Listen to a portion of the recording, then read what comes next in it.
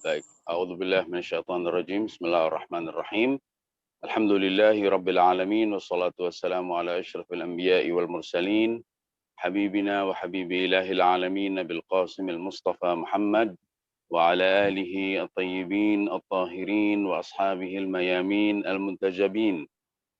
Ibu-ibu yang saya hormati, terkhusus Ketua Pimnas Muslimah Ahlul Bait Indonesia, Ibu Endang Zainab, dan segenap jajaran pengurus di tingkat Pimnas, Pimwil, dan juga Pimcap Muslimah ABI. Seluruhnya, Assalamualaikum warahmatullahi wabarakatuh. Waalaikumsalam warahmatullahi wabarakatuh. Tentu kita masih dalam suasana Idul Fitr, dan tentu setiap dari kita ingin bisa berkesempatan untuk menyampaikan doa dan tentu juga permintaan maaf dari satu sama lain.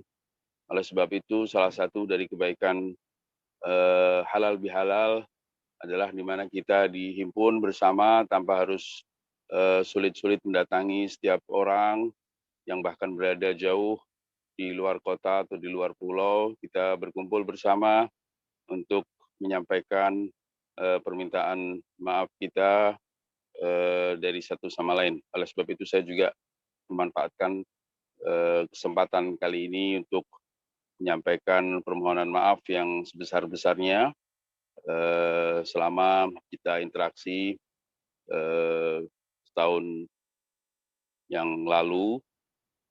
Pastilah ada hal-hal yang mungkin tidak berkenan, mengingat biasanya orang yang banyak berbicara juga tidak luput dari kesalahan-kesalahan. Saya atas nama pribadi memohon maaf kepada ibu-ibu semua dan mengucapkan minal aidin al faizin, kullu amin wa antum bi khair. Semoga puasa dan segenap ibadah yang kita laksanakan selama bulan suci Ramadan berhasil menambah ketakwaan kita kepada Allah Subhanahu wa taala sebagai buah hasil langsung dari ibadah seluruhnya, termasuk ibadah puasa atau khususnya ibadah puasa. Allah Subhanahu wa taala dalam ayat Al-Qur'an tidak hanya menyebut puasa sebagai ibadah yang bisa mengantarkan seseorang kepada ketakwaan, tetapi seluruh ibadah yang kita lakukan atau yang seorang hamba lakukan berupa salat, ibadah-ibadah mahdoh lainnya, atau bahkan ibadah-ibadah yang bersifat sosial, seluruhnya berkapasitas dan memiliki energi yang cukup untuk mendorong kita ke arah ketakwaan. Dalam salah satu ayat Al-Quran disebutkan, Ya ayuhan nas, u'budu rabbakum, alladhi khalaqakum walladhina min qablikum, la'allakum tattaqun. Ya. Jadi, wahai umat manusia, beribadahlah, menghambalah kepada Allah Subhanahu wa taala, zat yang mencipta kalian dan mencipta orang-orang sebelum kalian. Hal ini bisa menyebabkan kalian bertakwa, la'allakum tattaqun. Sama seperti dalam ayat tentang kewajiban puasa, yaitu ayat kutiba alaikumusiyam. Pada akhir ayat tersebut ditegaskan la'allakum tattaqun dalam kaitan dengan seluruh ibadah lainnya, baik ibadah personal maupun ibadah sosial, seluruhnya memiliki kekuatan dan energi yang sama untuk mendorong orang ke arah ketakwaan. Seperti ayat yang saya bacakan tadi. Seluruh ibadah punya energi yang cukup yang dibutuhkan oleh manusia untuk kemudian beranjak dari satu situasi kepada situasi yang lebih baik, terkhusus situasi yang disebut dengan ketakwaan kepada Allah. Tentu apa yang disebut dengan takwa dalam levelnya yang paling rendah memiliki indikator ketika seseorang menjauhkan dirinya dari berbagai dosa, mulai dari dosa-dosa yang disebut atau dianggap sebagai dosa besar, hingga perlahan-lahan seseorang juga meninggalkan dosa yang disebut sebagai dosa kecil. Itu level yang paling rendah dari apa yang disebut takwaan kepada Allah Subhanahu wa taala. Nah, Pada level berikutnya, ketakwaan yang merupakan buah hasil dari berbagai ibadah memiliki indikator yang berbeda, memiliki indikator dan pertanda yang berbeda, ya. Bukan sekedar masalah meninggalkan dosa dan maksiat, baik yang besar maupun yang kecil, namun kali ini pada level yang lebih tinggi ketakwaan akan dapat membuka wawasan seseorang sehingga ia mendapatkan kekuatan yang disebut dengan basirah. Seorang yang bertakwa adalah seseorang yang memiliki wawasan dan apa yang diistilahkan dengan basirah dalam menjalani kehidupan praktisnya, baik kehidupan yang sifatnya personal, keluarga, komunal, dan sosial, ya, dan juga dalam melewati berbagai keadaan, ujian dalam hidup seseorang.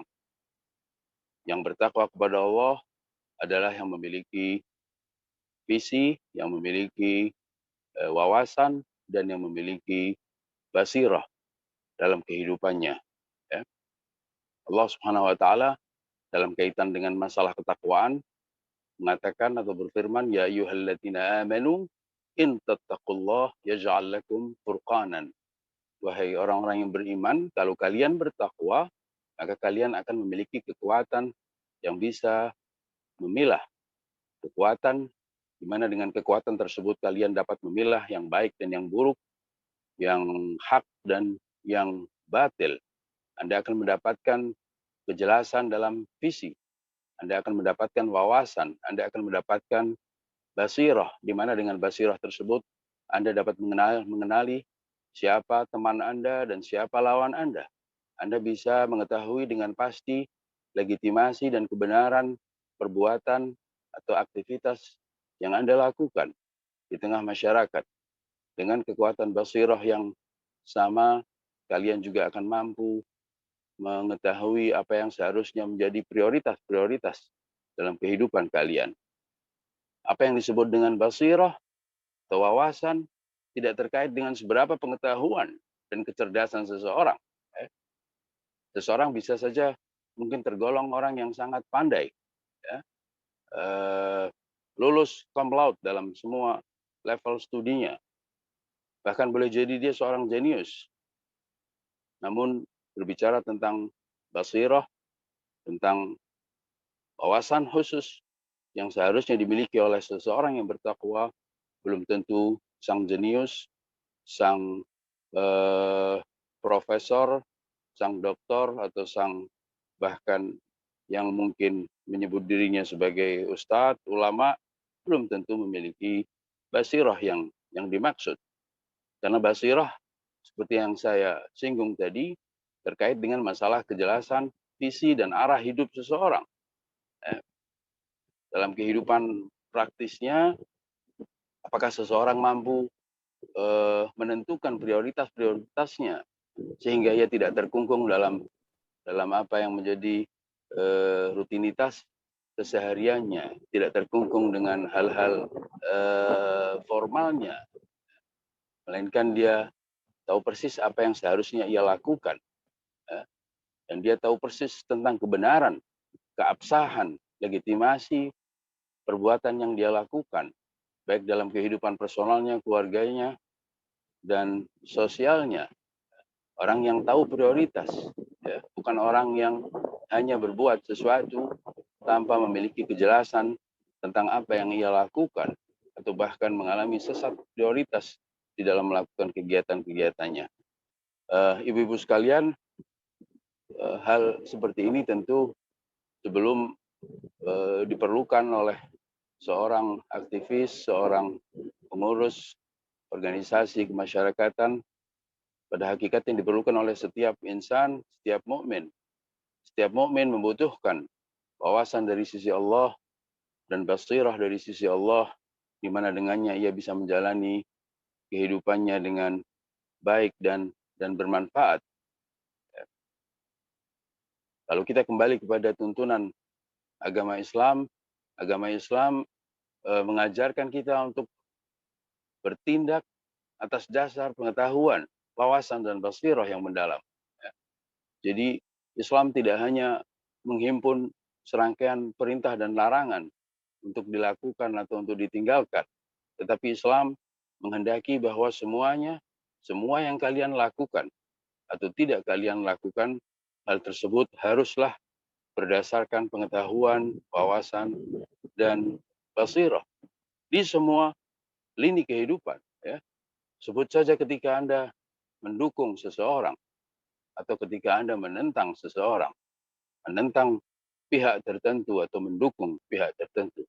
Dukungan, penolakan, persahabatan, permusuhan, dan seluruh sikap yang kita lakukan atau yang dilakukan oleh seseorang yang memiliki basirah adalah dukungan yang memiliki kepastian dasar yang jelas.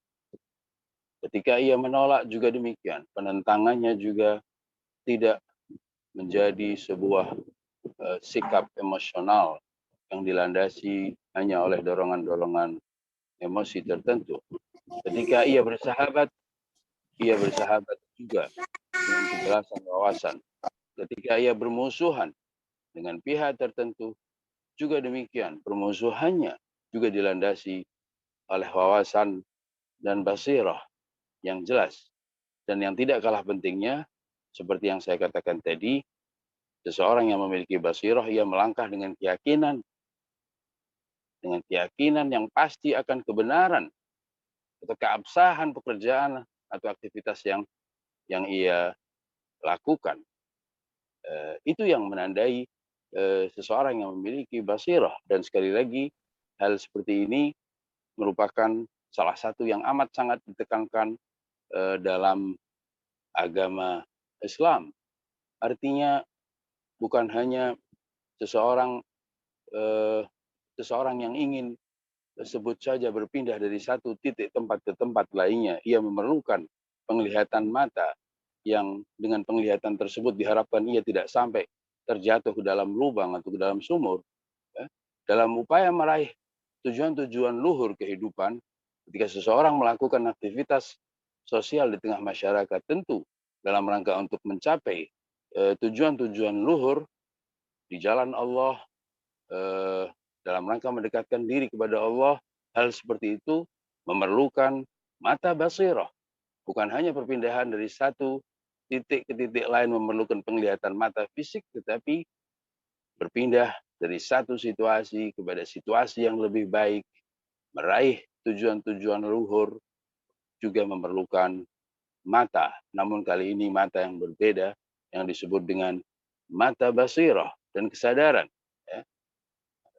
Kalau dengan mata penglihatan fisik kita menghindari lubang dan sumur, dengan mata basirah diharapkan kita mampu menghindarkan diri dari jebakan-jebakan musuh. Ya, apakah musuh secara fisik dan yang tampak dari kalangan manusia atau musuh dalam arti jin dan setan. Nah, sudah terlampau banyak contoh yang diberikan dalam sejarah kaum muslimin. Betapa tidak cukup seseorang melakukan kebaikan, berjuang atas nama agama, tidak cukup bagi seseorang untuk kemudian ia meraih tujuannya seperti yang ia harapkan. Ya. Dalam sejarah terdapat banyak episode dan peristiwa sejarah yang menunjukkan betapa mungkin orang beranggapan bahwa dia melakukan sesuatu yang baik. Namun demikian, dikarenakan kekurangan basirah dan wawasan, dia bukan hanya tidak tengah melakukan kebaikan, bahkan dalam keadaan sebenarnya menuju ke arah keburukan, karena aktivitasnya tidak didukung oleh wawasan dan basirah yang dibutuhkan. Sebut saja umpamanya sejarah para khawarij. Para khawarij yang dikenal sebagai person-person atau pribadi-pribadi yang tekun di dalam melaksanakan ibadahnya, baik salat, membaca Al-Quran, dan lain sebagainya. Dan seakan mereka teguh dalam memperjuangkan nilai-nilai agama di tengah masyarakat.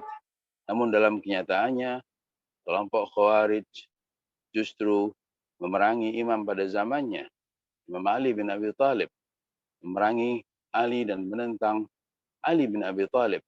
di mana salah satu dari mereka adalah seseorang yang bahkan bersedia untuk membunuh dan menghabisi jiwa dan kehidupan Imam Ali bin Abi Thalib, yaitu Abdurrahman bin Muljam. Di saat dia tampil seakan Islami, berjuang seakan dalam rangka mengedepankan nilai-nilai agama dan memperjuangkan nilai-nilai agama dan memiliki seluruh penampilan keislaman yang dibutuhkan, namun situasi kurangnya basirah menyebabkan seseorang terjerumus hingga pada titik di mana ia bersedia membunuh seorang sosok seperti Ali bin Abi Thalib. Dan sesudah Ali bin Abi Thalib juga terjadi berbagai peristiwa dan episode yang sama dalam sejarah.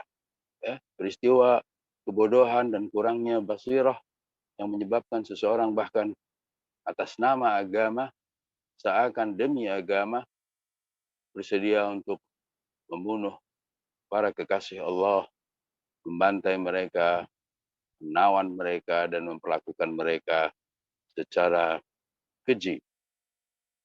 Jangan lupa bahwa seorang Umar bin Sa'ad, komandan Ibn Ziyad dalam peristiwa Karbala, dinukil bahwa dia ketika mengerahkan pasukannya untuk memerangi Al-Husain, slogan Umar bin Sa'ad adalah seperti yang dinukil dalam sejarah secara populer. Ia mengatakan, "Ya khailallah irkabi fa'abshiri bil jannah." Umar bin Sa'ad menyeru kepada pasukannya, "Wahai para prajurit Tuhan, ya khailallah, wahai para prajurit Tuhan, berkudalah, berkudalah, irkabi fa'abshiri bil jannah, berkudalah dan berperanglah agar kabar baik surga ada pada kalian." Itu seorang Umar bin Sa'ad yang menyebut Tuhan, menyebut pasukan Tuhan, mencari surga, namun situasi menyebabkan kebodohan, kurangnya basirah, kurangnya wawasan, menyebabkan ia terjerumus kepada tindakan-tindakan yang bahkan tidak terbayangkan. Apakah hal serupa bisa berulang?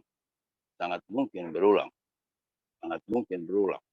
Jika ada sekelompok orang yang bahkan berani memerangi imam pada zamannya, yang menurut keyakinan kita tidak memiliki kekurangan apapun, atau bagaimana dalam situasi seperti sekarang, yang hampir kebanyakannya adalah situasi yang abu-abu.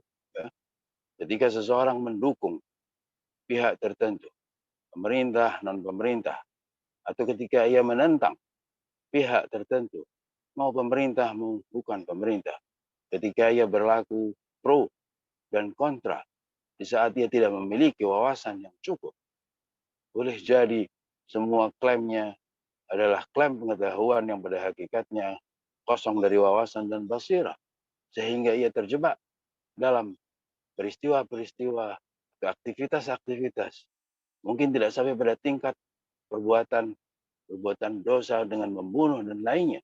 Namun bayangkan ketika seseorang harus menghabiskan bagian besar dari waktunya untuk hanya berkomentar dan berkomentar tentang pihak yang ia musuhi atau pihak yang ia dukung tanpa pengetahuan, sehingga habis waktu yang ia miliki, dan juga secara tidak langsung ia menciptakan citra yang buruk bagi sesama pengikut Ahlul Bait umpamanya, dikarenakan banyak pihak yang tidak mampu memilah dan cenderung mengeneralisir apapun sikap yang diambil oleh orang tertentu, maka akan digeneralisasi sebagai sikap seluruh pengikut Ahlul Bait.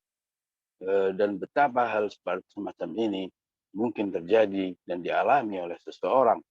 Maka dari itu, seorang membutuhkan basirah, membutuhkan wawasan, dan harapannya ibadah yang ia lakukan mampu mengantarkan dia kepada basirah tersebut, sehingga ia tidak mudah berkomentar, tidak mudah mendukung, tidak mudah melawan sebelum ia memiliki seluruh pengetahuan, dasar wawasan dan basirah yang dibutuhkan. Karena jalan beragama, jalan religiusitas adalah jalan yang harus ditempuh dengan wawasan dan dengan basirah. Rasul dan para imam tidak pernah mengajak orang lain untuk beragama berdasarkan sikap ikut-ikutan atau berdasarkan kebutaan, ketidaktahuan. Bukan itu ajakan Rasulullah, bukan itu pula ajakan para imam Ahlul Bait alaihissalam. Ketika seseorang bertanya kepada Rasulullah tentang kenapa engkau mengajak umat manusia, Rasulullah menjawab dalam bentuk ungkapan wahyu Tuhan. Beliau bersabda, menyampaikan firman Allah. Beliau mengatakan, ad'u ilallahi ala basirah, ana wa man ittaba'ani. Ya, aku tidak hanya mengajak umat manusia begitu saja. Aku mengajak umat manusia kepada Tuhan, kepada nilai-nilai ketuhanan, kepada kebaikan-kebaikan, namun bukan atas dasar ikut-ikutan, bukan atas dasar ketidaktahuan, melainkan atas dasar basirah, kejelasan, kepastian, wawasan, dan juga kesadaran.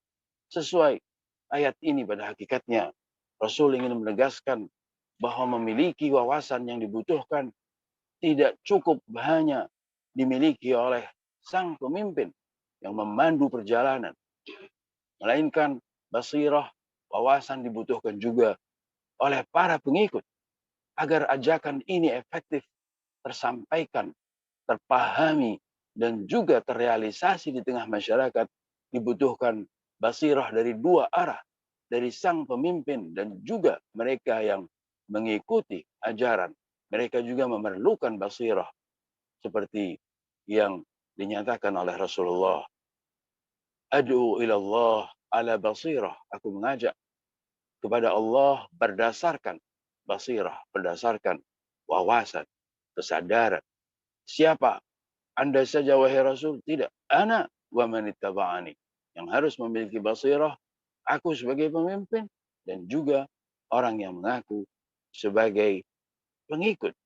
Maka dari itu, sebagaimana para pemimpin adalah manusia-manusia yang memiliki basirah yang sangat tinggi, kita selaku pengikut juga harus secara bertahap tapi pasti meningkatkan basirah kita, meningkatkan wawasan kita, kesadaran kita, kewaspadaan kita, sehingga kita menjadi pendamping-pendamping dan pengikut-pengikut setia bagi para pemimpin. Begitu juga ketika kita berada di sebuah organisasi kemasyarakatan, tentu menjadi aktivis sosial, menjadi pengurus sebuah organisasi kemasyarakatan, membutuhkan kualifikasi yang banyak, di mana salah satu terpenting di antaranya adalah basirah. Keinginan untuk meningkatkan kualitas dan mutu sebuah ormas tentu harus dibarengi juga dengan keinginan untuk meningkatkan wawasan kita. Karena hanya dalam situasi di mana para pengurus sebuah organisasi memiliki wawasan dan basirah yang cukup, maka kita akan bisa berharap organisasi akan meningkat kualitasnya. Karena ada hubungan imbal balik, ada hubungan imbal balik. Sebagaimana sebuah organisasi memberikan peluang kepada setiap orang untuk meningkatkan dirinya, organisasi juga akan menjadi organisasi yang bermutu dan bermanfaat ketika ia menghimpun orang-orang yang berkualitas, orang-orang yang memiliki basirah, orang-orang yang memiliki wawasan, orang-orang yang memiliki visi. Maka dari itu penekanan terhadap hal seperti ini haruslah dikedepankan, termasuk ketika organisasi menyelenggarakan berbagai pendidikan kader dan seterusnya. Pada hakikatnya hal seperti itu dalam rangka menambah wawasan kita. Tentu tidak cukup hanya dengan menambah pengetahuan, tapi juga harus dibarengi dengan upaya-upaya untuk meraih basirah melalui jalan-jalan seperti yang digariskan oleh Allah, yaitu jalan ubudiyah, jalan penghambaan, jalan ibadah kepada Allah Subhanahu wa taala. Karena hanya ibadah kepada Allah yang akan bisa melahirkan ketakwaan, dan dengan ketakwaan seseorang diharapkan bisa mendapatkan kekuatan furqan, kekuatan pemilah, kekuatan basirah yang dengannya ia bisa mampu memahami berbagai permasalahan dengan jitu dan benar. Ibu-ibu sekalian, halal bihalal biasanya dikaitkan dengan momen kembalinya seseorang kepada fitrah, ya.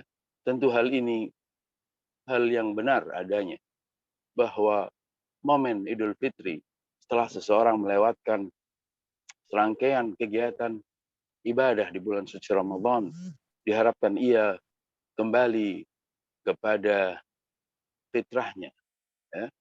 Ini sekali lagi adalah sesuatu yang benar adanya. Meskipun demikian, kita juga perlu jelaskan lebih jauh bagaimana sebenarnya yang dimaksud dengan fitrah, di mana setiap manusia dengan melewatkan serangkaian ibadahnya, khususnya di bulan Ramadan, maka ia akan berpeluang kembali kepada fitrah tersebut. Apa yang dimaksud dengan fitrah dimaksud? Apa yang dimaksud dengan kembalinya seseorang kepada situasi yang berselaras dan bersesuaian dengan fitrahnya tadi, ya. Dengan kata lain, dalam momen Idul Fitri sebenarnya seseorang kembali kemana dan kembali ke dalam situasi seperti apa. Mungkin sekilas perlu kita eksplorasi sebagai bagian akhir dari sambutan yang saya berikan ini. Ibu-ibu sekalian, Allah Subhanahu wa taala pada hakikatnya tidak hanya mencipta segala sesuatu, melainkan juga mencipta bingkai dasar dan struktur dasar dari seluruh apa yang ia ciptakan.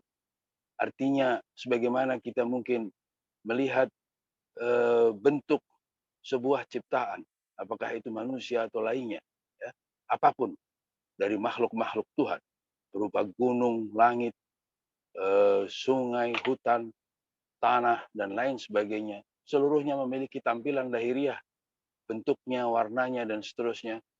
Namun demikian, sebenarnya mereka bukan hanya memiliki bentuk-bentuk lahiriah tersebut. Di samping apa yang menjadi hal yang tampak oleh kita dari berbagai wujud, apapun sekali lagi, dari molekul atau atom yang paling kecil hingga galaksi yang terbesar, sebagaimana memiliki tampilan lahiriah, mereka juga memiliki sisi batin keberadaan mereka yang membentuk struktur wujud mereka, yang membentuk pada hakikatnya juga desain dasar mereka. Eh, itu berkenaan dengan seluruh makhluk Tuhan, dan juga berlaku untuk manusia.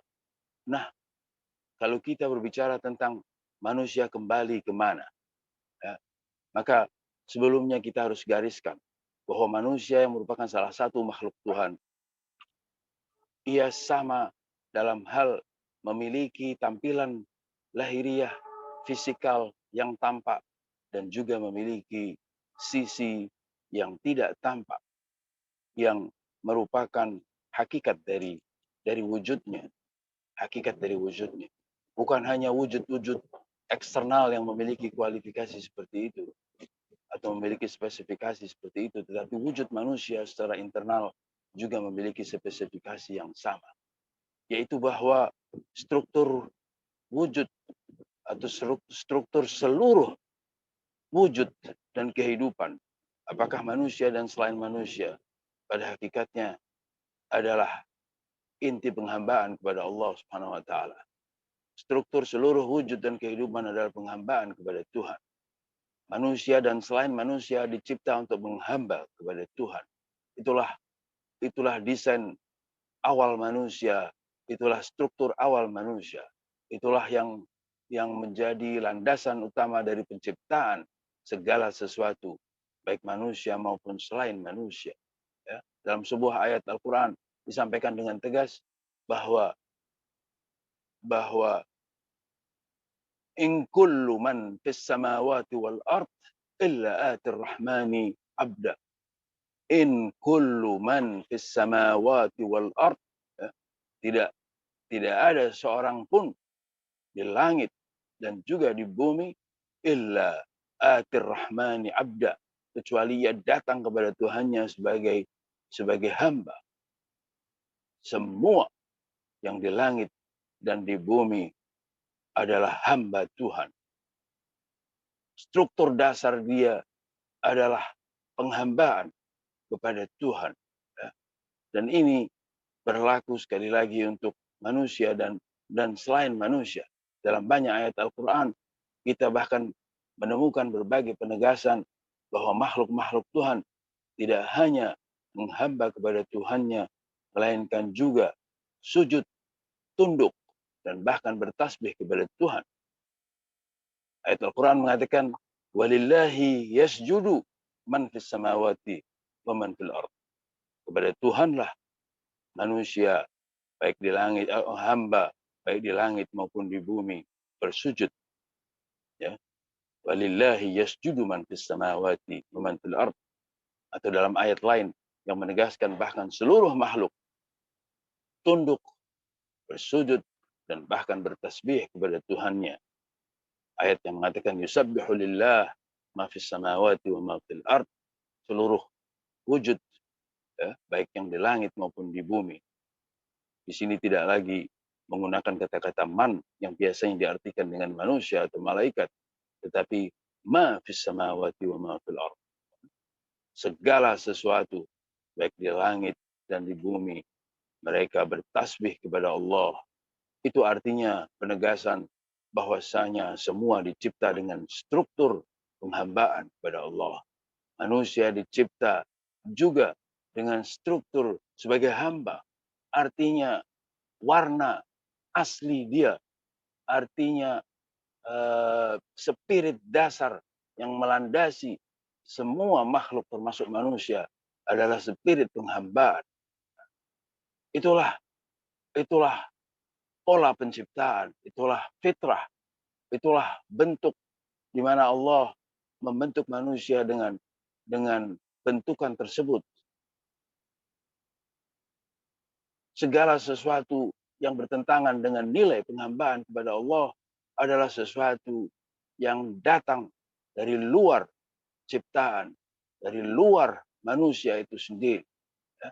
Ketika seseorang terjebak dalam berbagai tindakan atau aktivitas yang merupakan maksiat kepada Allah Subhanahu wa taala, itu adalah aktivitas yang dipaksakan dilakukan oleh manusia, dipaksakan dalam arti tidak bersesuaian dengan tuntutan dasar manusia itu sendiri dan tidak bersesuaian dengan struktur keberadaan manusia itu sendiri.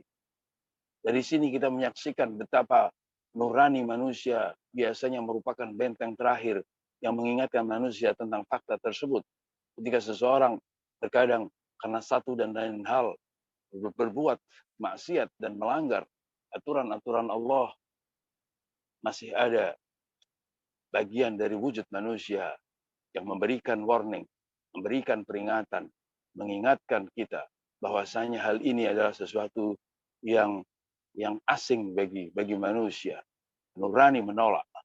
Jiwa manusia melakukan penentangan terhadap keburukan yang dia lakukan, meskipun terkadang dia harus dan terpaksa melakukannya karena kelemahan dirinya, karena iming-iming syahwat dan kesenangan membuat ia terjatuh ke dalam sebuah pelanggaran. Namun ada benteng akhir pada wujud manusia yang mengingatkan manusia bahwasanya hal itu bukanlah hal yang baik. Maka dari itu nuraninya menolak. Nuraninya menolak. Ia melawan, ia tidak suka. Ia mengatakan bahwasanya seharusnya hal ini tidak terjadi. Namun saya melakukannya karena sebuah kelemahan. Itulah pertanda bahwasanya struktur manusia adalah struktur kepatuhan dan penghambaan kepada Tuhan.